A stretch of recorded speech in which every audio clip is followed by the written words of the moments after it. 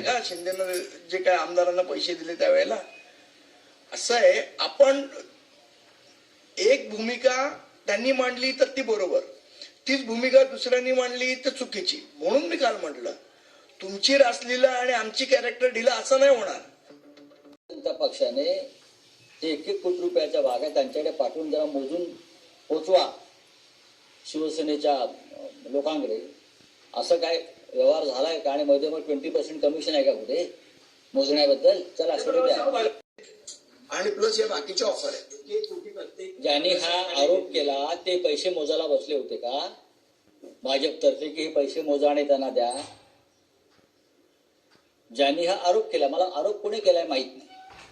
भाजपचं डील हे संजय राऊतांना आधी सुद्धा माहित होतं, जी मला माझ्या ऑथेंटिक सूत्राकडनं मिळालेली माहिती आहे. प्रत्येक नगरसेवकाला 1-1 कोटी रुपये हे दिले गेलेले आहेत आणि प्लस या बाकीच्या ऑफर आहेत. युती घट्ट आहे. कोणी काही बोललं तरी त्या युतीमध्ये काय मिठाचा खडा पडणार नाही. माझी पण ही माहिती आहे म्हणून मी ठाम आहे. त्याच्यासाठी मला तो नोटा मोजायची गरज नाही ना. चंद्रपूरमध्ये काँग्रेस सोबत न जाता ठाकरेंची शिवसेना भाजप सोबत गेली आणि भाजपचा महापौर केला.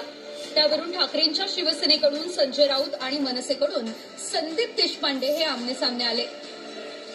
पण कुणाचीही कितीही इच्छा असली तरी ठाकरे बंधूंच्या युतीत मिठाचा खडा पडणार नाही, असा टोला राऊतांनी देशपांडेंना लगावला. एक लक्षात घ्या, महाराष्ट्र नवनिर्माण सेना आणि शिवसेना यांची युती घट्ट आहे. कोणी काही बोललं तरी त्या युतीमध्ये काय मिठाचा खडा पडणार नाही.